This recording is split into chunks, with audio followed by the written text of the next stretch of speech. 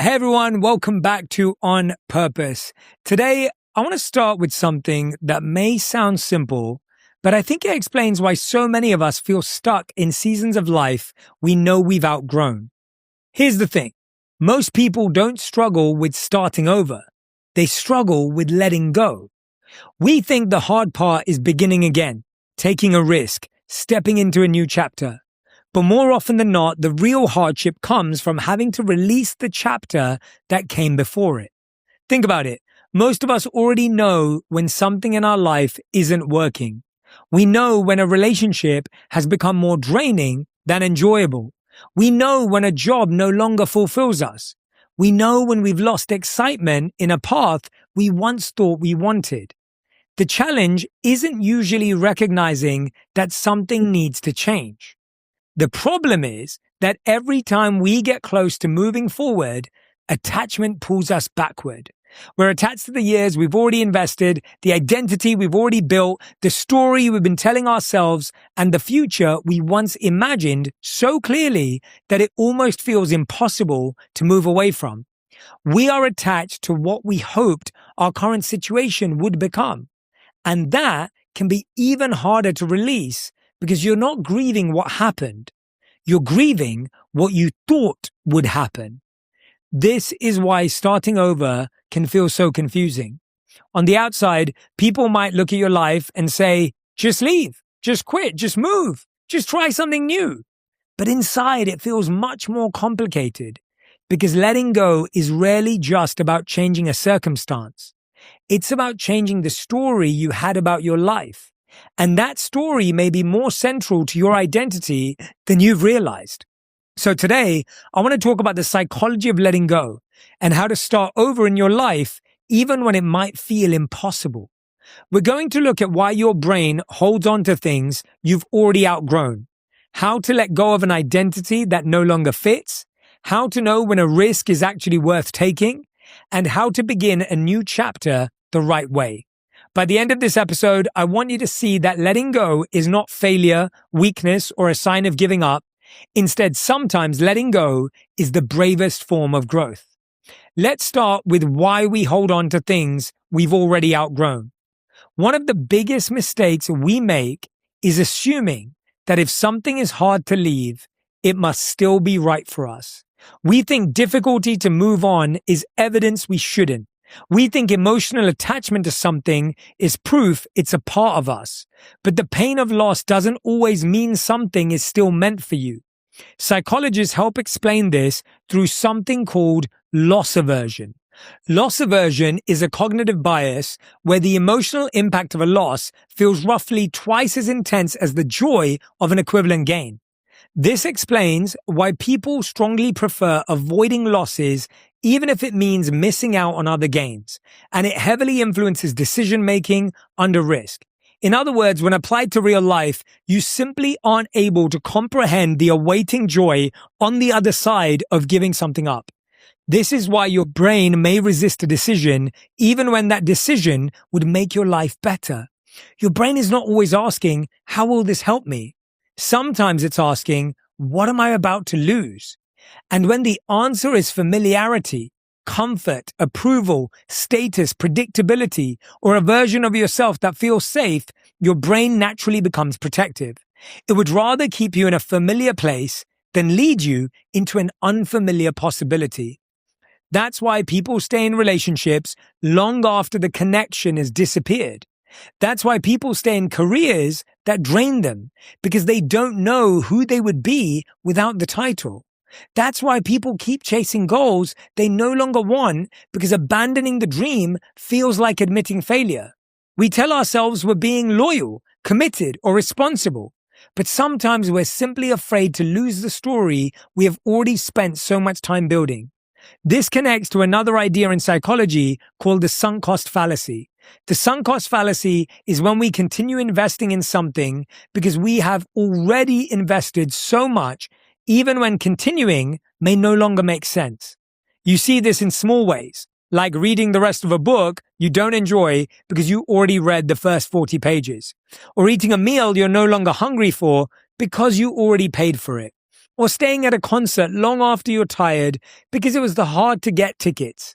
But we also do this with our lives in much bigger ways, and the cost becomes much higher. We say, I've already spent 5 years in this relationship, or I've already spent 10 years building this career. I don't know who I am outside of this. So how can I change now? But the years you've already spent are not the only years that matter. The years you still have ahead matter more. And sometimes the most loving thing you can do for your future is stop making it pay for your past. So here is the first question I want you to sit with. Think about the relationship, job, friendship, goal, commitment, or situation in your life that you're struggling to let go of. If that exact thing walked into your life today, exactly as it is right now, would you choose it again? I don't mean the version of it from the beginning. I don't mean the version you hoped it would become. I don't mean the version you still find yourself reminiscing about when you're feeling nostalgic. I mean the reality of it today. With everything you know now and everything you've experienced, would you willingly choose it again? Because that's often where clarity begins. So many of us keep making decisions based on who we were when we first said yes, instead of who we are now. We keep defending an old choice rather than evaluating the life that's actually in front of us. That question can be uncomfortable because it removes nostalgia from the equation. It stops asking you to defend what something used to be and asks you to look honestly at what it is. And sometimes the answer will be yes, you would pick that situation again. This means you may not need to leave, but you may need to recommit with clearer intention. But often the answer will be no. You wouldn't choose this situation today as it is if it were presented to you for the first time. And if the answer is no, then the work now becomes learning how to let go without turning the past into a present mistake. Letting go does not mean the chapter was pointless. It does not mean the relationship was a waste, that the job was a waste, the dream was a waste, or the version of yourself who wanted it was wrong. Something can be meaningful and still be complete. One of the greatest signs of maturity is being able to honor what something gave you without forcing it to keep giving. The second thing I want to touch on is this. Once you've accepted what needs to change, you need to accept that you will have to adjust your own identity accordingly. This may be the deepest part of the conversation because often what we're holding on to is not the relationship, the job, the city, the dream, or the plan itself. We're holding on to who we got to be inside of it. We're holding on to the identity it gave us, and identity is one of the hardest things to release because it becomes the way we explain ourselves to the world. Maybe you are the person who is going to be married by a certain age, successful by a certain age, living in a certain city or working in a certain industry. Maybe you are the dependable one, the ambitious one, the spiritual one, the strong one, the one who never gave up, the one who was in a perfect relationship. And then life changed, or you changed, and suddenly the identity that once helped you feel grounded starts to feel like a cage. It's natural for the brain to start wondering, who am I if I don't want this life anymore? Yes, it can feel like betrayal to outgrow something you once prayed for, but growth will often ask you to disappoint an older version of yourself so you can become honest with the version of yourself that exists now. There is a concept in psychology called narrative identity, which is the idea that we make sense of our lives through stories. Human beings are meaning-making creatures. We don't just experience events and move on. We organize those events into a narrative that helps us understand who we are, where we've been, and where we're going.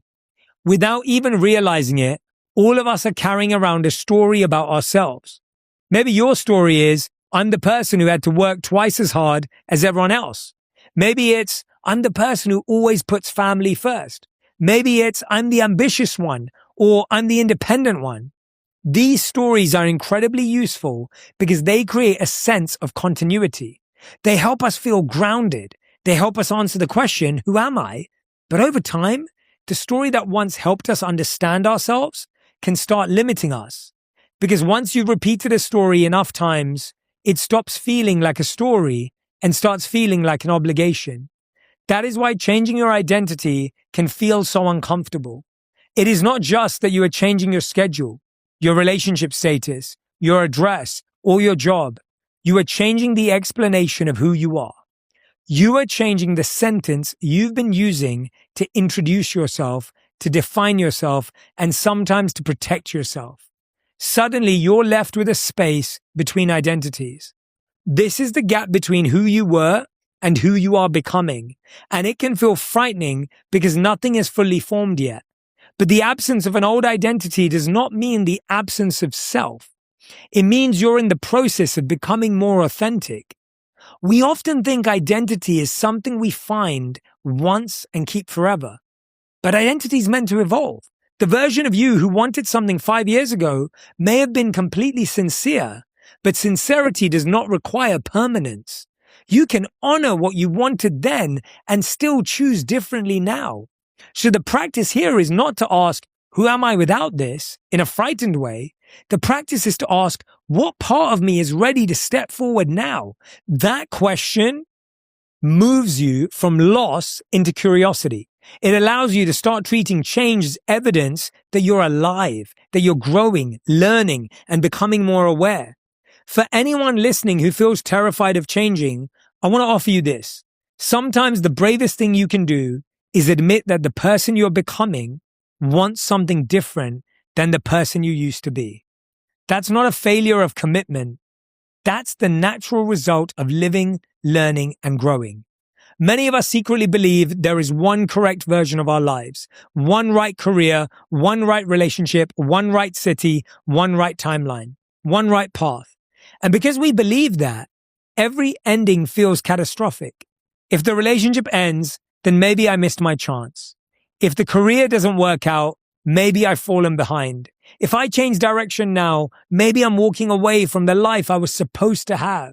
But when psychologists study happiness, fulfillment, and life satisfaction, they don't evidence that there is one perfect life waiting for each of us. What they find is that human beings are remarkably adaptable. We create meaning wherever we go. One of the most freeing realizations you can have is that there isn't one version of your future capable of making you happy. There are many. The life you imagined at 20 could have been beautiful. The life you're building now can still be beautiful too. These ideas don't compete with each other because sometimes what keeps us stuck isn't our attachment to the past. It's our fear that letting go means losing our only chance at a beautiful future. Now, I want to move on to something I think is very important to consider, especially when making very large life choices. We need to unpack how to know when a risk is worth taking. I want to be very clear here because sometimes when we talk about starting over, people can mistake it for impulsivity. When I'm talking about letting go, I'm not saying to destroy your life every time you feel uncomfortable. Taking a risk does not mean you abandon wisdom, responsibility, patience, or discernment. Not every hard season is assigned to leave, and not every exciting opportunity is assigned to jump ship. So how do you know when a risk is actually worth taking? The first thing I want you to look at is the cost of staying. Most people only calculate the cost of leaving.